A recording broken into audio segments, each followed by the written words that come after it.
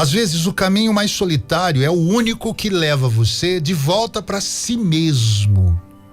Sabe aqueles momentos em que parece que você está andando sozinho? Muitas vezes a gente se sente assim, né? Como se o mundo tivesse seguido por um caminho e você por outro. Já passou por momentos assim? Não sei se estou sendo claro o suficiente. Essa forma de caminhar sozinho, ou a percepção que temos de caminharmos sozinho, dá aquela sensação muito estranha, né?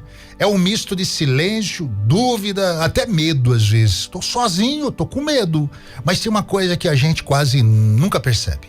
Nem todo caminho solitário é um erro. Muitas vezes esse caminhar sozinho é necessário na vida da gente, porque eu penso assim, é no silêncio que a gente passa a se escutar de verdade. Uma coisa é você ouvir os outros, escutar os outros, os ruídos externos que todos nós estamos submetidos. Outra coisa é você se ouvir aquela voz interior. E na ausência desses ruídos, de vozes exteriores, que a nossa voz interna começa a fazer sentido, começa a falar mais alto, ter protagonismo em nossas vidas. A vida de cada um de nós, muitas vezes afasta a gente de tudo, mas não para punir. Eu não vejo o castigo, eu não enxergo o castigo, eu vejo o aprendizado. E quando a vida nos afasta de algumas pessoas, é para nos alinhar, para lembrar quem você é, sem interferência, sem pressão, sem nenhuma comparação. E aí a gente passa a entender melhor.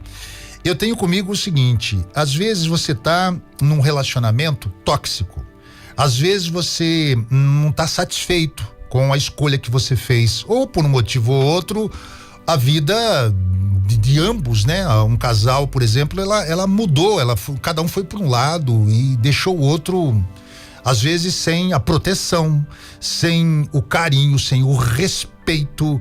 E aí, muitas pessoas aí ficam reticentes, né? Vou continuar, vou lutar pelo meu casamento. Mas até que ponto vale a pena lutar quando você sabe que a derrota é certa?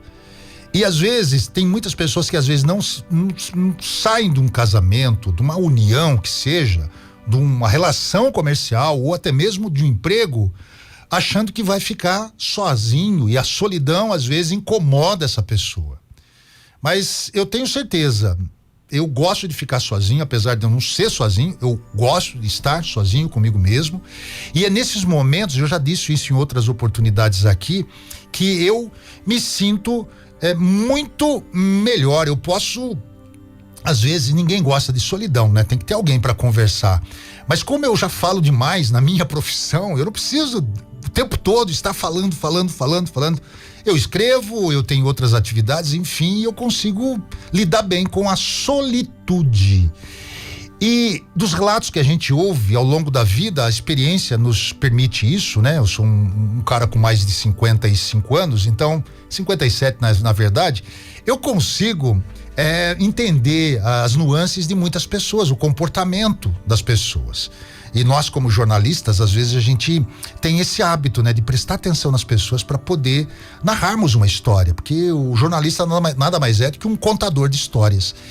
E nessas experiências que eu tive na vida, observando pessoas solitárias e com solitude, eu percebo que é muito importante para essas pessoas, às vezes, com o passar do tempo, amadurecimento. Um amadurecimento no sentido de estou solitário, porém não estou infeliz. Eu me basto. Eu não preciso me submeter, por exemplo, a um tratamento desumano. Eu não preciso me submeter a uma pessoa rude, ruim, que vai me trazer mais prejuízo do que vantagens. Entende o que eu quero dizer? Então, é importante a gente não se perder sozinho, tentando não se sentir sozinho. Tem gente que acha que a felicidade é estar ao lado de outra pessoa. Eu discordo absolutamente. O ser humano, sim, precisa de outras pessoas para viver coletivamente, mas eu não preciso dormir com outra pessoa para me sentir realizado, ser o cara mais feliz do mundo. Você, como mulher, se submeter às vezes a condições, né? Porque tem ogro por aí, né? Tem homens ogros demais por aí, que maltrata a companheira, a parceira, enfim, que não é legal. Até que ponto é bom ficar sozinho? É antes só do que mal acompanhado. É a minha filosofia. Minha avó dizia essa frase o tempo todo e eu passei a entender. Minha avó só teve um marido, meu avô, que faleceu muito cedo. Ela ficou com a responsabilidade de cuidar dos filhos, cuidou sozinha, sem nenhum outro parceiro. Ela optou por isso. E quantas mulheres fazem essa opção hoje em dia? Quantas mulheres e quantos homens também, né? Por outro lado, também fazem essa opção. Uma decepção amorosa, não deu certo com alguém, o que vão fazer? Ficarem sozinhos, que é muito melhor. Namora aqui, namora acolá, alguns nem namoram, não tem a necessidade disso, não enxerga a mulher como um objeto, como um pedaço de carne pendurada num açougue, porque muitos homens olham a mulher exatamente isso, com um pedaço, um bife pendurado naquela vitrine do açougue, só para isso. Se é que você me entende. Então é dessa maneira que eu entendo que a gente, quando está sozinho, a gente tem que usar esse tempo para se reconectar conosco mesmo, se fortalecer, se entender, porque é muito difícil a gente se entender. Eu tenho momentos que eu não me entendo. Eu sinceramente, se eu morasse comigo mesmo, e eu moro comigo mesmo, mas se eu fosse um casal, eu e mais eu não conseguiria me aturar nos momentos de crise, no momento de drama que a gente faz, todos nós. Então, quando a gente tá sozinho, a gente se entende melhor.